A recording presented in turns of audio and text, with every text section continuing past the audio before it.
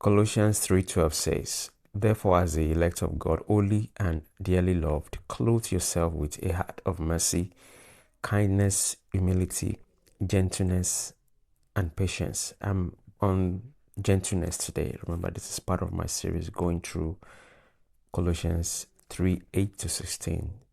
And we're picking the words one by one. I'm picking the words one by one, or maybe phrase by phrase. But now we focus on gentleness. Paul has been telling us that we should clothe ourselves with a heart of mercy, kindness, humility, now gentleness.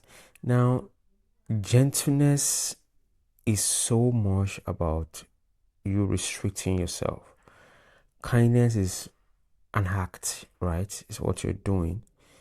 But gentleness is about withdrawing, limiting yourself. And all those things are about reactions. I have the persona of gentleness. Now, gentleness can cut across different ways of expression, but one thing you know is that it could be the way you speak, the way you respond. Gentleness may actually be not responding.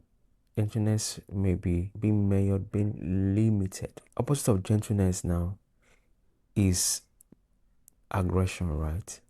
Opposite of a heart of mercy is retribution. Opposite of kindness is retribution. Opposite of humility is pride. Opposite of gentleness is aggression. Quarreling. Raising of the voice. If you look at somebody that easily wants to fight, that means gentleness is not there. And one of the things the Bible tells us is that we should live at peace with all men. As much as it lies with us, we should live at peace with all men. Peaceful coexistence, being at peace with all men, is something we should prioritize. And a way to prioritize that is gentleness. Be marked with gentleness.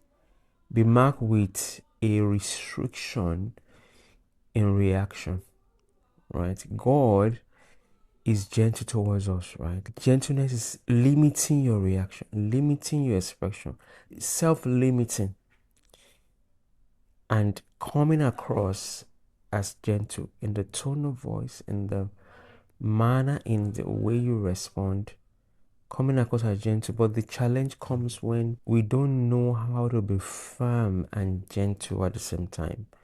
So somehow we can confuse being gentle with everything goes. You can be gentle and still be firm. So in a way, you can say no, but it registers one way when there's gentleness mixed with that, or you can say no and it registers another way when there is no gentleness mixed with it and it's aggression. One of the things I say is that if it's easy, if it's something we do by default, then there's no need to write it. Nobody writes in the Bible, you need to take your bath in the morning. Nobody writes in the Bible, you need to eat food. Nobody writes in the Bible that you need to wear clothes. It's because this is not the default.